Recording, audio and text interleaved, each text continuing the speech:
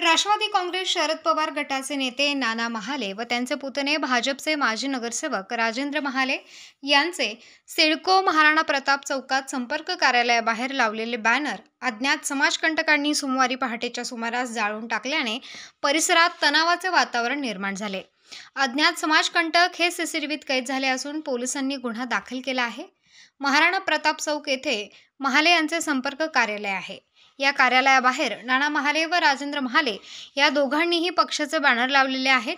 सोमवारी पहाटे 2:30च्या सुमारास काही समाजकंटकांनी दोन्ही बॅनर जाळले। घटनेची माहिती मिळताच अंबड पोलीस ठाण्यामध्ये नाना महाले यांचे चिरंजीव अमोल महाले यांनी दिलेल्या फिर्यादीवरून गुन्हा दाखल करण्यात आला आहे।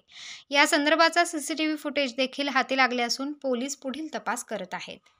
आगामी विधानसभा निवडणुकीच्या पार्श्वभूमीवर सदर घटना घडल्याने परिसरामध्ये तणावाचे वातावरण निर्माण झाले।